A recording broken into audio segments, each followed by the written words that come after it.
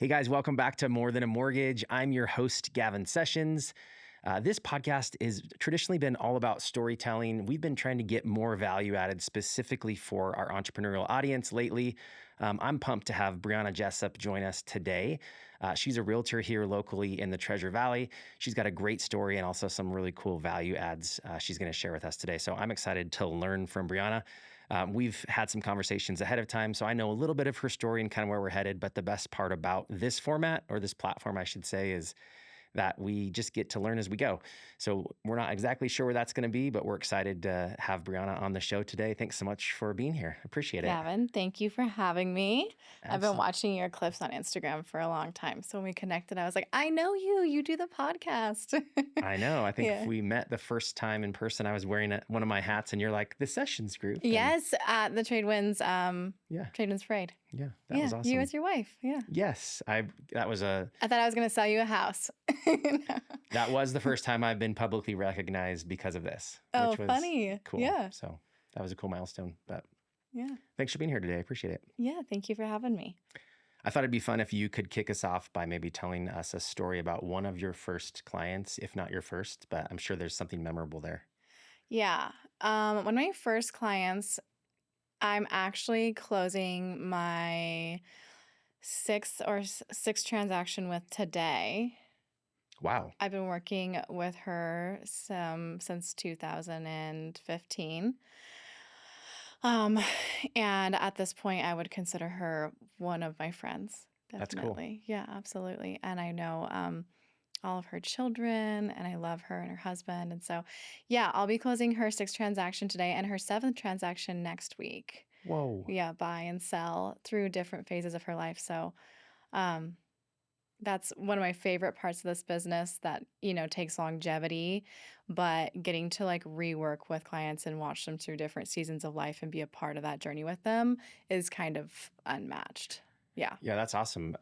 Huge testimony to your process and your warmth and obviously your attractiveness to people if you've got a customer that's going to transact with you. I think you said next week, the seventh time. Yeah. It's a lot. Yeah. So I think we should unpack that, but maybe before we do, we'll hit timeout on that. Would love to kind of hear how you got into real estate in the first place. I think a lot of us don't necessarily plan to be in the careers that we're in. I certainly didn't wake up when I was a kid and decide, hey, I'm going to be in mortgage someday. Like that was never a thing that was even remotely on my radar. So would love to understand kind of how we got here, right? So we're sitting in downtown Boise today. You are a successful real estate agent, I think, for about 11 years at this point. Mm-hmm. And would love to kind of hear how that started. I should start by saying that my mother has been an underwriter in the industry my entire life. So Okay. I did somewhat grow up privy to just the real estate market in Sure. the Boise area. Okay. And then I went to college and was working 3 jobs. And my best friend's mother, who is an incredible person, my first mentor, incredible real estate agent, she was really busy and needed some help. So I kind of started doing what I could unlicensed for her. We learned very quickly that I had a knack for the business. Okay. I was in my junior year of college at Boise State. And I got my license in March and then closed my first couple commission checks that summer and did not go back to class in the fall. Okay. Yeah. Very good. Yeah. Had a pretty crazy year. I mean, that was the year I turned 21 and I made more money than I was planning on making in the career field that I was going to college for. Interesting. Yes. And so I was like, yeah, I'm out. We're done with that. So Wild. yeah. Okay. So I have no regrets, by the way. good. Yeah. It was definitely the right choice. We had to spare the majority of our equity from the sale of our first house and lots of commission checks that I could have put into investments to pay off our student loans for career fields that we didn't need student loans for. So, Got it. yeah. Tell me a little bit about your decision to go to college. What drove that and what were you hoping to achieve? I mean, our generation, you went to college or you were flipping burgers at McDonald's. You didn't have another option. That's all it was. Yeah. Yeah. So just social pressures to do it. Yeah, basically. And for some people, it's a great choice, right? Yeah. But for those of us that maybe aren't sure what we want to do, going to college, incurring debt, having the college experience might be fun, but maybe it's not I mean, quite. go to Europe for 6 months, Okay. spend less money. Who says that? There's a really popular um there's a really popular person who always says that when the parents are like, well, we want him to, be cultured or have whatever. He's like, hey, travel. Like that's how you Yeah. get that. Yeah, I mean, my brother-in-law is getting his PhD right now, and that was like the perfect path for him. And I think if you're going to do something like that, like be a doctor or a lawyer or have a specialty Sure. in your career, like college is a path. But in drones, we have people going to college and getting themselves in hundreds of thousands of dollars of debt to like get, no offense, but like communications degrees and general business degrees, like what I was going for. And then we all end up in career fields where you don't even need your degree.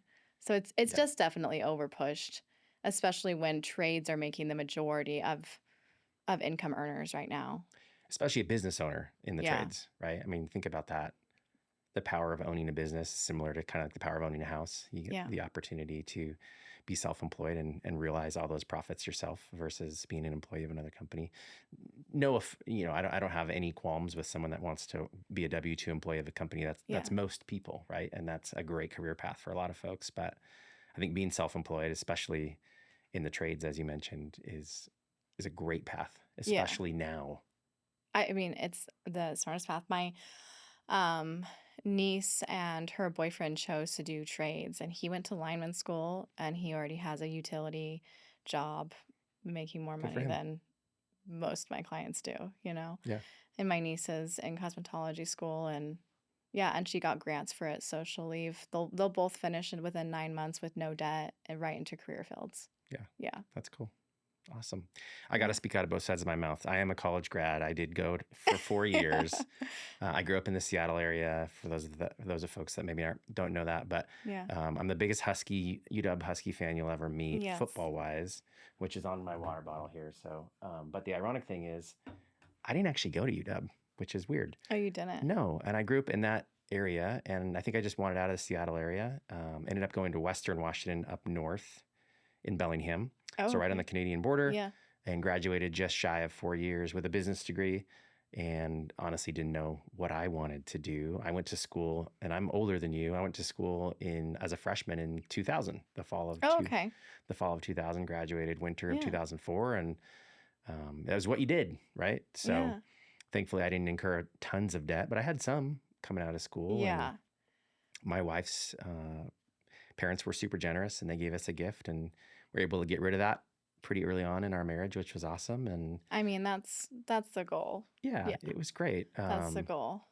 I ended up working for Microsoft ultimately, which at the time they did require a 4-year degree. So Yeah. I guess you could So say, you did get your use out of yours. I guess maybe Yeah. so. But that's another season of life, right? And now here Yeah. I am in self-employed in the housing industry, not Yeah. utilizing my business degree probably much at all. I'm in business, so I guess Yeah. we'll see. But I think it takes a certain personality to do what we do, to wake up every day, own your own business, and yeah, create out of nothing. But if you have that personality, there's no other option. are you the one that was telling me that we wake up every day and look for a job? Was that you? No. Okay. I think that's true. Yeah. Every day we apply for a job. That's it. Like, especially with what we do, that's, I think what people don't get is we just wake up every day and hustle. Like, and if I don't have closings, then I don't have income. So I wake up every day and I find income. Yeah. Yeah. Same. All right. So jumped into real estate kind of accidentally. Wasn't necessarily what you were looking for, but you grew up exposed to it. So it wasn't totally a foreign concept for you. No. And I think you said you made more money right away in your first year than you had ever thought you'd make in your Yeah. college career or in your job from college, right? So really, really cool thing there. Tell us a little bit about the journey after that. So you had a great first year, and then where did it go Yes. from there? I had a great first year. And first couple years in the industry, just like anybody, I was like, what do I like? What area do I want to work in? What do I want to specialize in? Yeah. So I was just kind of selling everything, unsure. For the first couple of years that I was licensed, I did Zillow leads Okay. before they cost an arm and a leg. And I worked with a lot of different clientele. Can Can you pull the curtain back on that? What did Zillow Yeah. leads cost back when you first started? I think I was paying like $300 a month to own a couple of zip codes. Very affordable. Oh, that was tough for me. That was like a car payment Yeah. at the time. Like I was like, should I be paying for this? But I was absolutely getting leads from it. But the thing is those leads are not loyal, Right. and they're often cold and they'll no show on you. For sure. And then they're messaging me in this zip code to see this house, but they're messaging another agent, another zip code to see another house. And so, but I do have experience with that kind of lead right out the gate, and a lot of zip codes that I was buying were like Boise Bench and Eagle, and those kinds of areas. So I was working in that, and I got a couple of new construction deals under my plate, and was like, wow, I really enjoyed that and the Yeah. creativity of it. At the time too, which we still kind of deal with this, but there's such a scarcity of inventory for the amount of people looking to live into Boise. So we have to be building in order to create what we need. So it was also a necessity of that. Yeah. Um, So but the I data just shows there's more people coming here than there are homes available, absolutely. which is why the building has just been exponential. Yeah. And I have a lot of really strong feelings about the necessity of building. I know that there's a lot of pushback from the community in thinking that we're overdeveloping. But then the same thing is saying, things are getting too expensive. And it's like that is very basic economics of supply and demand. So Yeah. if we don't build and we don't create more supply, then that only creates a surge of pricing for that demand. So it's really important that we keep that inventory number at an accommodating level. Otherwise, we go back to getting, 10 offers per house, and that's what drives pricing incredibly fast. Yeah. Yeah. Speaking of which, I have a client right now that has made 4 offers in the last 3 weeks and has lost to cash on all 4 of them. Yeah. So real estate's hyper local, right? Because we're not seeing that in the entire valley as a whole, right? But we are seeing that in the North End or in parts of the Boise addresses where for some reason they're very desirable, right? Yeah. And so the right price and the right location, I guess it leads to a bidding war, which is kind of crazy. So I've Yeah. had escalation clauses on 4 of his offers recently. The house I have closing today, we had to put an escalation clause in the contract to win it. And you want it. Yeah. That's good. Yeah. With a loan or with cash? They're getting a loan Okay. partially. Yeah. Cool. So you were able to win it with escalation. The thing now though is, and I mean, this, he is, we have to compete with cash. So I don't get to have loan terms. So cash offers usually close in 2 weeks. So my loan terms need to close in 2 weeks, Yeah. and we need appraisal waivers, and Yeah. we need to be able to compete with the cash terms while still getting them financing. So that's really the pressure. Yeah. Yeah. Absolutely. Yeah. All good. I like it. I love that. I love the hustle. Yeah. I love the contracts and the legal jargon and the negotiation, and I get excited when I'm like, we're doing this. Let's do it. That's cool. Yeah. Sorry, I sidebarred you. Yeah. But I think it was good. Let's go back. We were talking about new construction development. Yes. The broker at the time said, I have someone that's doing a ton of new construction that needs help. And I said, okay, I'd be open to meeting her. Okay. And so we met in his office. Jen came. She came from her workout, wearing workout clothes. She came a few minutes late, and I was like, I don't really know. Like, Not the at best first impression, you're saying? Yeah. And she was like, we'd love to show you like what we're doing and see if it's a fit or whatever. And so from there, it really was the best impression. They brought me in and just said, we have all of these builders and all of these new construction houses, and we have parade houses. And if you wanted to come in and work, we need help staffing them. And it just clicked. And right away, I fell in love with working those types of events and open houses and the vertical of selling new construction. And I just realized that those leads were really the type of clientele that I wanted to be working with. Okay. Instead of that online lead, I'm calling them, they're ghosting me, they're talking to other people. when you have someone walk through the front door of a property that they're actively interested in, like there's no better person to be working with or talking to. And they get to talk to me in my face and see if they like me, and I get to talk to them and see if I think it's a fit and provide value right then and there to them. Oh, you want this? I have it here. We can build it. I think this would be a great fit for you. And so that was just a really great match. So that kind of flourished our relationship where Jen and Mike are obviously the GOAT. There's no doubt about that. And they that kind of connected our relationship of like, here's a lot of opportunity, do what you want with it. And then, I could sell that opportunity. Yeah. And I've been working at this point, Jen is one of my best friends. That's cool. Yes. She hosted my first baby shower. Oh, We had lunch yesterday. So we've created an amazing friendship out of that dynamic too. But I did want to touch a little bit on Jen and Mike because I think even a lot of people in our industry cannot begin to understand how much Jen and Mike have on their plate and how much they do in a day's time. How many deals that they touch, how many builders, buyers, sellers, yeah. developers that they're in contact with, how much they do for our industry, how much Jen navigates a lot of like the builder commission for our local area. She goes to DC and advocates as well for like building cost and stuff. And Mike is basically what keeps us all sane from this. And so, yeah, they're pretty incredible. We talk about women who break glass ceilings for other women, and Jen is absolutely somebody that's doing that for my generation and the next generation of women in this business. That's cool. There's no doubt about that. What a Yeah. good mic drop moment right there. Yeah. That's awesome. I just feel like that often needs to be said. Jen does a lot for a lot of people, and I just want to see her get the she deserves a Yeah. lot from that. Yeah. It's fun how this podcast has led from one person to the next, which is how organic life works, right? Yeah. And so I think back to my friendship with Jason Oates, who has Yeah. O2 Construction, and that is how I got connected to Jen Hickey. And then Jen came on the show, and now she's kind of going to come back on the show in a few weeks as well. So great people, Yeah. her and Mike's both, and it's been fun to get to know them. And you said it well. I don't need to restate it.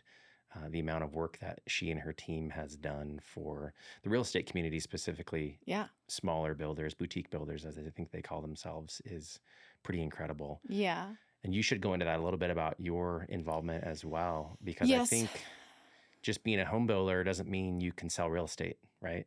There's a No. lot more Yeah. to it than Yeah. developing a piece of property and building a house, right? So Yeah. I mean, in my years of doing build jobs and selling new construction, I started to really get a passion for the vertical of it. And then, one thing led to the next. So I found myself, okay, I want to do more new construction. So I was like, I'm going to find money and I'm going to find land and I'm going to bring that to some builders and start representing them. And then that kind of rolled into seeing where they could use more support in their businesses, kind of behind the scenes of like yeah, management and production. And so I stepped into helping some local builders in that side of their business and really enjoyed it and still really do enjoy it.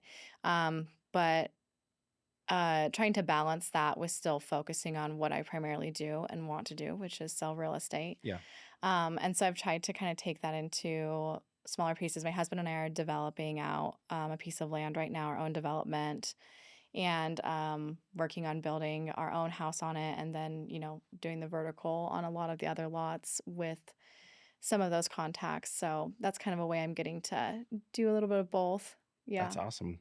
Big undertaking being a developer. How big is the piece of property? 24.2 acres. I always say 25 acres, and Yeah, then they're like, it's 24.2. don't Okay. round up. Yeah. Yeah. So I'm hoping to split it into mostly 2 acre lots. Acreage, country, larger estate type properties that you need big pieces of land for, and just people that kind of want to homestead and, be close to town, but have a little bit of breathing room. That is something I believe a lot in. That's the lifestyle that we live. So it's definitely my bread and butter it's where we focus a lot That's on. awesome. Yeah. So 24.2, not rounding up to I 25. know.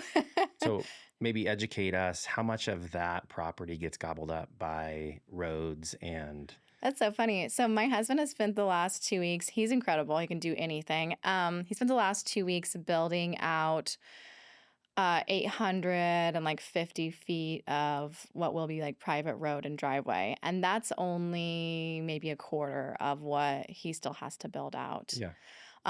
I've been in the process with Canyon County since like November now of getting approvals and engineering for a private road and figuring out where we're going to, put power poles and having underground pipelines and splitting off irrigation. And so I'm still probably a good 2 years out before we have full entitlements complete and they'll let us put a foundation in the ground on the development side.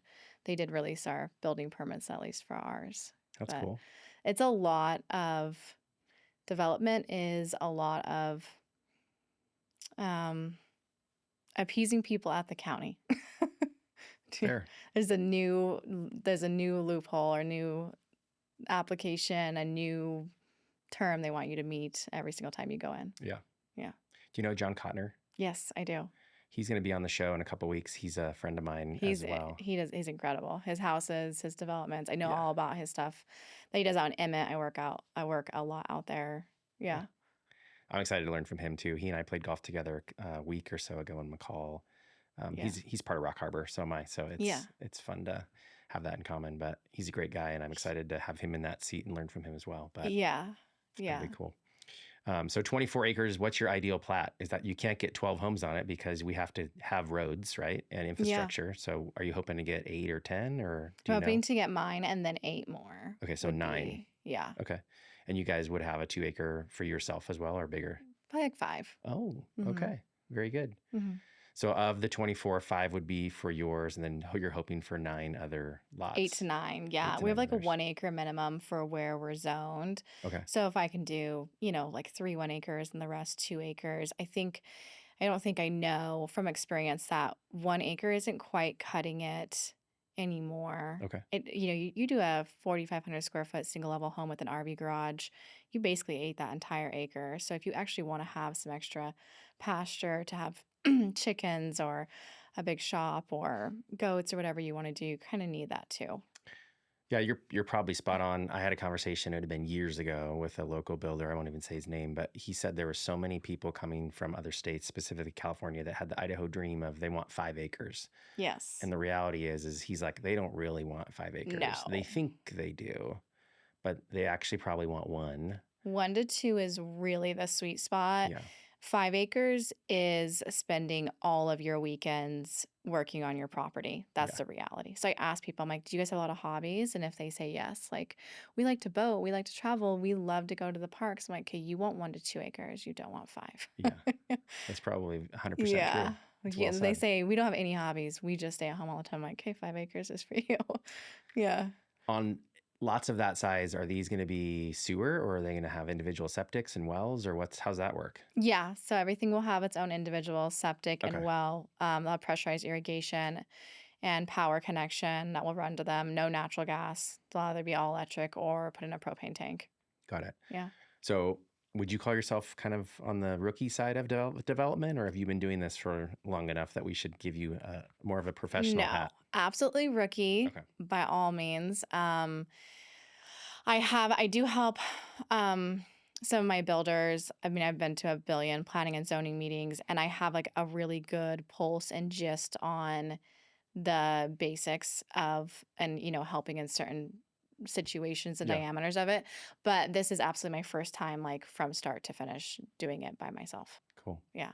So when you develop it, obviously then you get to decide who you're going to sell the lots to. Is that how it works?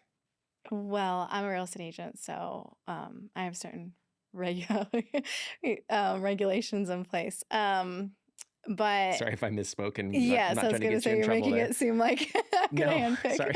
Let's restart that. Okay. When you're the developer or whoever, like let's say that it's John, right? For example, or Mhm. let's say it's whoever that's developing a piece of property and they're going to Yeah. sell off lots to builders. as the developer, do you get to choose who you want to make those lots available to? Absolutely. Okay. So in new construction and, as an Idahoan, I advocate really heavily for using local builders who use local subcontractors who source as much of their materials as they can locally. And all of that money stays Idaho and goes back into our economy. That's That's really awesome. important to me. So I'm not against a national builder. I think sometimes in certain price points and buyers, like that's what's available. And Yeah, so that's the best option for them, but it's never my first pick. So yes, it's very important to me and my husband that we're working with guys that we feel like really stand for that. that's Yeah. awesome. Cool. Yeah. And you're kind of creating a little bit of a pipeline for yourself then as well, right? Yes. So that's, as we all think about when we're business owners, we're looking for our next lead, we're looking for the next opportunity. Yeah.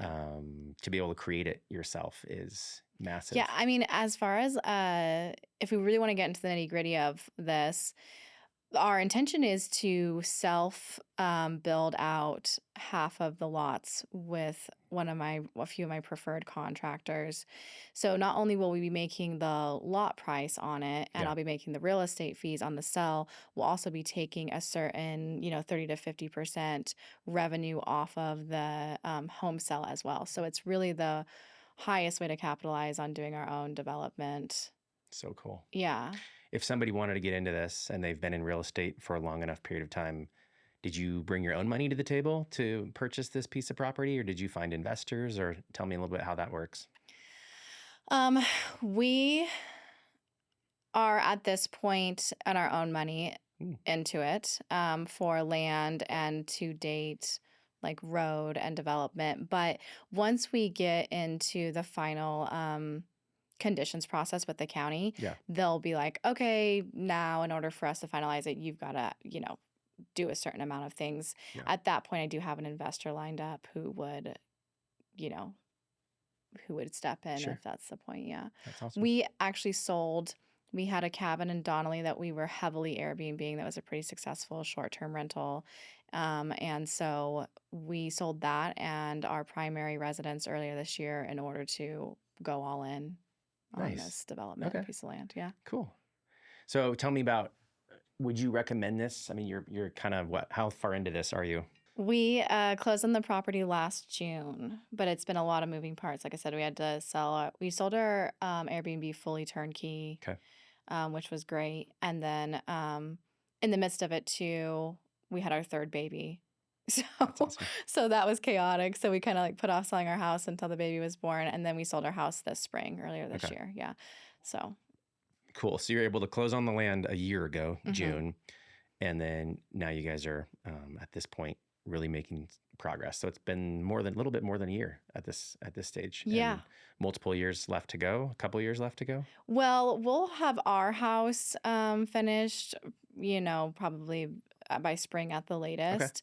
So at least we'll be out there and we'll be established again. And for us, this is, we picked a place that is our dream too. So I'd like to be there until my kids, graduate high school. This is going to be like their home that they grew up in. Yeah. So that's really important to us. But yeah, we're probably 2 years, I hope not three, but 2 to 3 years from having other foundations Cool. in the Okay. community. Yeah. So it's a long process. It's a long play, not a short play. Yeah. Yeah. Yeah. Very good. Well, cool. I really appreciate you sharing that, and hopefully I didn't force you to divulge more than you wanted to. So I appreciate you sharing. Yeah. Um, if there was an aspiring agent that isn't as senior as some others that were like, I'd be interested in Yeah. developing my own property, what would you say would be a good way for them to start? I talk to people every single day when I tell them about what we're doing. They're like, oh, every day someone's like, oh, we want to do that. Yeah. That's our goal. We're really planning on doing it. And most people just aren't willing to take the risk. I Okay. mean, it is a risk. We've Yeah. been carrying 2 to 3 mortgages for a while between like investment properties, land, primary properties, and we do offset a lot of that with, short-term rental income, We lease out our land to be farmed. Like, so there's a lot of offset of Sure. that, but it is risk. And a lot of people see that. And, you don't get big return without making big choices. Everyone wants to make the safe play, but you're not going to get there. You're not going to get there doing it. It's well said. So we just got down a very specific conversation about development, right? And that's not Yes. going to be necessarily, well, it's very interesting to me. I'm always interested to learn about things, especially that I've not done before. There's a story there potentially. We tried to build a house a couple different times and made Okay. money the first time and gave it all back the second time. So Yes. long story for That's part another. of that's part of the process Yeah, sometimes. Yeah. another story Yeah. for another day, probably. But I think early on when we get into a sales career, whether it's real estate, whether it's mortgage like myself, whether it's insurance or financial advising or whatever it is, I think we believe that we need to be all things to all people, right? And I Yeah. think we'll hear in one ear a coach say, no, that you got to niche down, you got to figure out who your people are, right? And then I think when we're newer to this game, we're like, yeah, but I need to help anybody with a pulse because I need money, right? I need an opportunity. I Yeah. need to put money in my bank account. I need to be able to provide for my family. So what changed for you? Because my guess is you started believing the same thing, probably hearing the same thing, that you should niche down, but also believing in your head and heart that, yeah, but I need to get Yeah. transactions here. I need to get deals here. So Yeah. do you remember kind of a pivot point where you believed that differently and actually took action on that? Yeah. I mean, I was, in the business, I started really young. And so for a long time, I was just a yes girl, um, which is not a place you want to be in your real estate business. Okay. Yes, because it's really good to have boundaries and to be able to decide you're not a fit with certain people. I think as you go, but I was just trying to be as neutral as possible. I worked with everybody. I did everything. I didn't want to ever offend anybody or not appeal to them. And so when people would say, you need to niche down, I'd have mentors be like, you really need to niche down. Yeah. And I'd be like, okay. So I was niching down in the wrong ways. I was niching down in like specialties and like locations that I was working in. And that was actually good for my business too, but it wasn't what they meant. Yeah. They meant that like niche down on who you relate to, like who your client is, who your consumer Who your is, audience is. who's your audience. Yeah. Yeah. Um, and kind of did that once I got into new construction. That has always been a really easy, relationship for me, as I can relate to people that, you know, want to do acreage, want to live their country dreams a little bit more, want to Yeah. be out, you know, Canyon County, Jim County, Yeah. Ada County outskirts. And so that was an easy one for me. But really, it was when we started having kids I realized that I had no concept of how much moms and dads were doing in like a very chaotic season of life Yeah. and building and establishing. And so I had children. I became a mom. I used a midwife through all that. And it was just like I could relate like nobody's business with people that are in the same season of life that I'm in. And so I really niched down on that. And it's funny that it was really nerve wracking because you feel like you're closing out a lot of your buyer pool. Yeah. And yet, although I'm like narrowing in on who I'm appealing to, I've been busier than ever. So it's like I'm appealing to less buyers, but somehow I have more of them. Yeah. Yeah. I think when you decide who your audience is based on what you're passionate about, right, which is the best way to do it, Yes. yeah, you're going to exclude people that aren't interested in that, but you're going to be magnetic, right? And you're going to Yes. attract people that are interested in that. I think more so than anything, we are interested to work with people that we know, like, and trust, right? Yes. Go figure. And And that so, we can relate to. yes, And that's like what social media has taught me. It's like, who are we all following? Like, my husband's following different people. You're following different people than I am. We're following people that we like, that we relate to, that we're yeah, in like similar seasons or we look up to, yeah, for instance, that we want to be like and have around us. And so, yeah. yeah. I think we do a lot of things because we're supposed to do them, Yeah. right? Or we follow people because we're supposed to follow them. Yeah.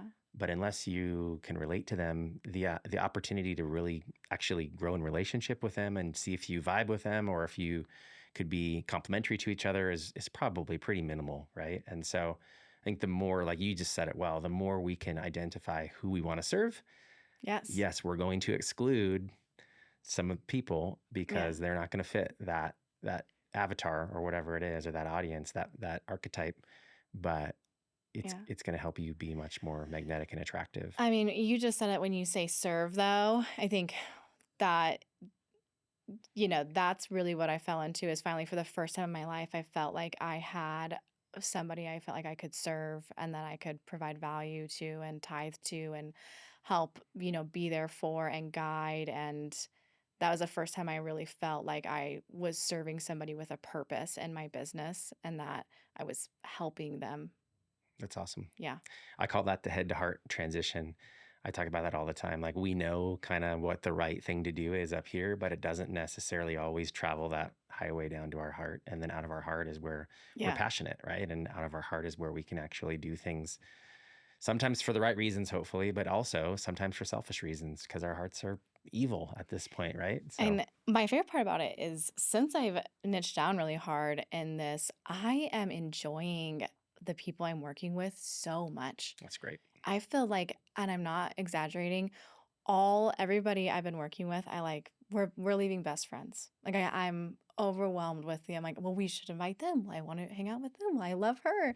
Like I'm so genuinely Yeah. connecting with the people I'm working with and my relationships way more than I ever did before. And I'm enjoying that a lot. Yeah. I think getting into this business, we hear we're supposed to host like client appreciation events Yeah. or whatever you want to fill in the blank, right? Something like that. And often I think of that and I'm like, I used to too. it's kind of cringy. Like, Jen and Mike are really good at it. they're good at doing it. Yeah, I've just from watching them, I've learned a lot about Yeah. really what the gist of that is. But same too. I used to feel the same way. And I would say it is cringy and it is if you're helping anybody with a pulse, right? Hmm. Because then your client or your partners, however that work, whoever you're hosting or trying to serve, is not necessarily your people, right? Yeah. Because they're just a paycheck. If you think about it that way, if you're willing to serve or if you're willing to help anybody with a pulse, Yeah. right, then your ability to potentially build relationship with them and give them long-term value is probably much, much reduced, right? You just don't have the opportunity because you don't have the passion, right? And you don't have the things in common. You aren't relating to them like you are if you start the other direction, which is, hey, who are my people, right? Yeah. And then when you get the opportunity to work with them, you're excited about it and you want to continue to serve them forever because they're your people. Yeah. So anyway, I think that makes the idea of hosting or serving or giving much easier if Yeah. it's toward an audience of people that you can relate with. I've struggled a lot over the years with like client appreciation and lots of honestly like tons of charitable events you get Yeah. invited to, and I Oh, don't yeah. struggle to, you know, be a part of those. Every single time I get hit up, I'm always willing to contribute some sort of financial or, auction item or something like that. That's Yeah. pretty easy, but a lot of that feels kind of surface level or like somebody else's passion. Yeah. And so, yeah, my um after I gave birth to our last child, he's a midwife. We do home birth, and um I think there's a lot that goes into that. My husband just walked up, I had no idea, and handed our midwife a check and said, I really want to tithe to, put this towards women that need it in your business. And that has really inspired me to be like, that's what I need to focus on. So for, upcoming client events, I see myself, utilizing that as part of it, doing kind of, I want to have women out and I want to do goat yoga and I want us to like, all share our stories and support each other and contribute towards moms in needs and families in need. And, that's kind of where I see myself going with those events. That's cool. Yeah. What's goat yoga? You've never done goat yoga? No. Oh my gosh. Sawtooth Winery does them on Sundays. They did last year at least. if you guys haven't gone, you have to go. It's really fun.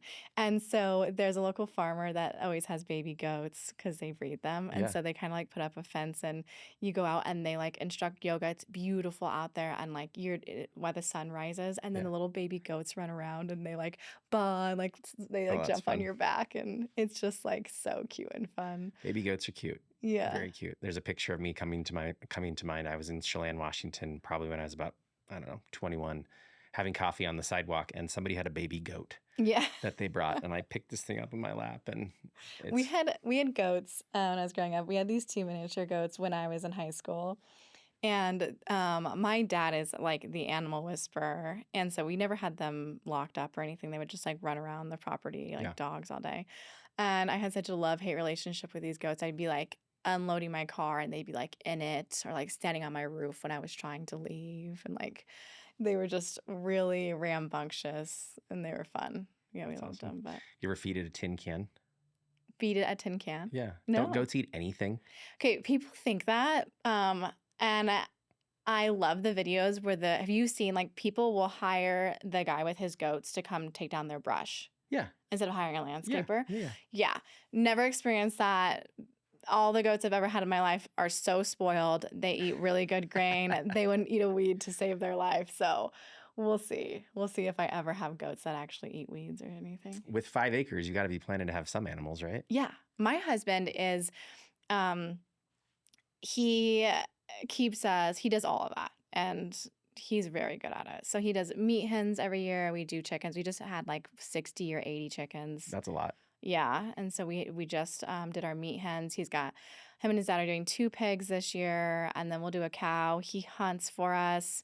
He keeps a massive garden each year and does our produce. He goes to all the farmers markets. He makes sure that my passion for like local builders is his passion for like local That's food and cool. produce and keeping us well Yeah. fed in that way. So he does all that. I always joke that I want a llama really bad. I have all Okay. these animals I do want. But I wouldn't dare just go out and buy it because I need his help to take care of it. So I have to like get him on board. Like, wouldn't a llama be cute? We should go see some llamas. Like, Yeah. isn't this adorable? Because then if it's his idea, he's like all about it. I see what you're doing here. Yeah.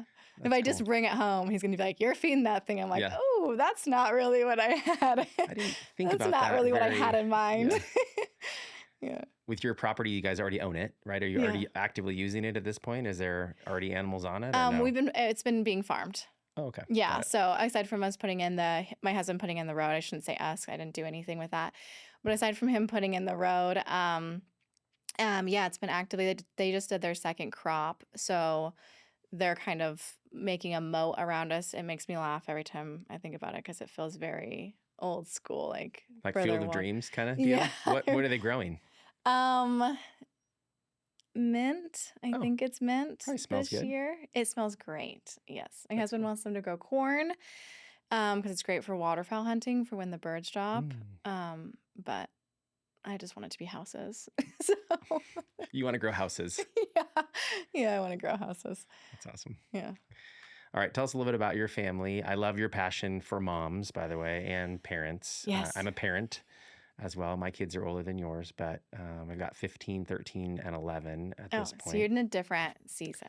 Very in a different different season. Doesn't mean chapter. I can't relate, but it's wild how I think God just prepares us for each season independently, right? Yeah. So I wouldn't be great at having little kids right now, believe it or not. I just wouldn't, right? I haven't done it for a lot of years. Yeah. And maybe you wouldn't be great at having a teenager right now Yeah. because, right? But by the time you do, you're going to be ready for it. Yeah. So, I'm both excited for those seasons, but also not wanting the one that we're in to end. yeah. And I feel like that's endless parenting. Like my son just turned 2 and it's like all of a sudden he's this little boy and it's like so exciting and he's so fun. And then also it's sad to think like I'm never going to have that back. So You won't. You're right. I yeah. was actually reading a book, and I knew it was going to come up. 7 Habits of Highly Effective People Yeah. by Stephen Covey. Yeah. I have to confess, I don't read. I do listen. So often it's okay. coffee and headphones and walk in the neighborhood. But I was just yesterday listening to just a really good truth bomb from Stephen Covey. He says, hey, there's always going to be more work, but childhood will not ever come back. right? And so I'm probably butchering the quote a little bit, but I need to like put that on my mirror. I struggle daily with, you know, yeah. like you know how to balance it now. You've been doing it for so long. I've not. Thank you, but Yeah. I have not. We had our last child, our third child in January. She's 6 months old today. I've been having an incredible year that I'm really grateful for, on track to probably be my biggest year ever in real estate. yeah. And so I've got a 3-year-old, a 2-year-old, and a 6-month-old.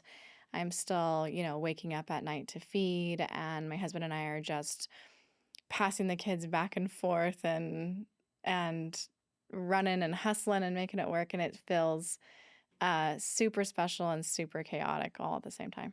It is all those things. Yeah. How old? Your oldest is 3. Yeah, we had 3 under 3 for I was like going to 4 ask you, did you months. have 3 under 3? Hmm. Okay, that's quite the milestone. Yeah. Planned or not necessarily? Yeah. Okay. I won't make this a sob story. I'll make it quick. We struggled with fertility for like 3 years. Okay. And then we were saving money to do IVF Mm-hmm. and fell pregnant. And then kind of got the advice from our reproductive doctor to just kind of roll with it. So then we did. And so we fell pregnant again when I was 5 months, and then 9 months postpartum. And then we decided we were full. That There you was go. everything. Yeah. So cool. What a great answer to prayer. Yeah. Oh, amazing. And so intentional in those seasons of my life. Like, we had our babies at home, Mm-hmm. and really, like, when you give birth, that veil between like heaven and earth is so small. It really established my relationship with God and turned me into like a true believer. I love that. Yeah. That's so cool. Yeah, Miracle Life is unreal. If you think about just so many things we take for granted on a daily basis, Yeah. the fact that we get to participate in creating humans is wild. Crazy. There's lots of other mind-blowing things Yeah. we could talk about as well, but I mean, speaking of that, this is kind of funny. On my last birth, she came really fast, like 3 hours from my water broke to when she was delivered. So I wasn't getting a lot of reprieve, and I was on the floor of my bedroom, and I was praying between contractions, and my midwife goes, "What are you thinking?" And I'm like, "I'm just wondering why Eve had to eat that apple." I was just so upset about it. oh It's like, gosh, that's right. Yeah, Genesis 3. yeah. Yeah, she Yeah. ate the apple, and Yeah. then the repercussion was that we would suffer during Pain in childbirth. childbirth. Yeah. And they were like, everybody was like, "What?" And that's literally what I had been thinking, was like, "Why did you eat the apple? They're not even that good." That's funny. Yeah. Well said. Okay, so husband's name is Hyder. I think Mm-hmm. you told me that earlier. Really cool name. Mm-hmm. And 3 kiddos, 3, 2, and 0. What are their names? Vivian, Kendrick, and McKinley. So girl, boy, girl. Yes. Cool. Which I think is like the perfect little concoction for us. I mean, I couldn't be happier with That's awesome. our setup. So Very good. All right, before we wrap this up, I would really love to understand what it's like to be one of Brianna's clients. So you said earlier that one of your first clients is also going to be a repeat offender to the tune of like 7 times over starting Yeah. next week. So is that normal for you? Have you been successful in providing value to your people such that they all come back to you, or most of them come back to you, or tell me a little bit about that? Yeah, the majority of my business is return clients every year. And then I would say number 2 is the referrals that I get from those people. And then third is absolutely open houses and new construction, parade homes, things like that. Cool. If there's an agent that's just getting started and is wondering, how do I take care of my clients because I want them to come back to me as well, what advice would you give? You and I talked about this the first time we ever met Okay. at the coffee shop, and we were talking about the year. And I really confidently treat all of my clients with the exact same um, respect and time and effort that I put into. So whether I've sold $86,000, transactions, and sold $2 million transactions, and I want everybody to feel just as taken care of. And yeah, and something I learned about that too is that $86,000 transaction ends up working with me 7 times, and ends up being $1.7 million Okay. transaction and refers me all of their friends and family. So, just having the same amount of intention with everybody, regardless of their situation, being a good person to them, they're always good people back to me. Yeah. Yeah. So for clarity, the lady that you've helped now 7 times started as an $86,000 deal. I think she was 100 and something on her first, and next week 1.7. Wow. Yeah. That's really cool. Yeah. And she has a tree of referrals towards friends and family that have branched out, is what it sounds like as well. Yeah. Absolutely. Yeah. Awesome. Yeah, I do recall our conversation sitting down for coffee, and I think we did talk about how do we care for our people. Yeah. And one of the things that I've tried to get really specific on recently, even as recently as yesterday, I was talking to a new lead opportunity. Right, it was like, hey, we have great rates, and we can certainly help you close a transaction. But that's not what we want to be known for by any means, right? Right. We want to create value for you that starts today, right? Goes all the way through closing, because that's minimum standard. And then we want to be a value to you forever, as long as you'll put up with us, right? That's what we want out of our clients. And so we do that through just trying to stay in touch with our people. We have 6-month reviews and annual reviews going forward. And out of that, we're looking to be in a relationship with our people. We're not looking to Yes. push a mortgage on them that they don't need. Sometimes they do, right? And so we try to wave the flag of value forever. And then hopefully when they do need to transact again, or hopefully when they have a family member or a friend that needs to transact, then they remember how we provide them value and they refer back. So not rocket science. Yeah.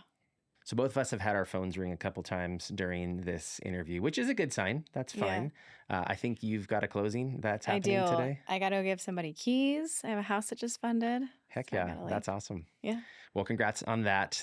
Let's assume today that we have created fans of you, right? Ideally, what this episode will do is help people get to know you a little bit better.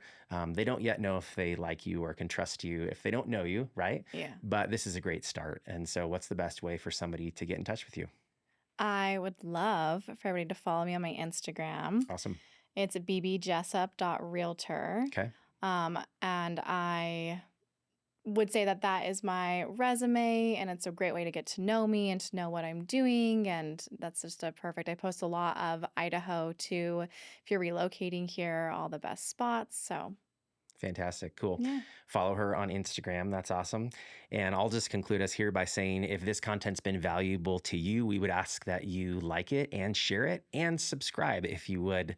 And then if you think it might inspire someone, please point it in their direction. Thanks for listening. Thanks, Brianna, for being here today. We really appreciate your time and know that it's valuable. Thank you.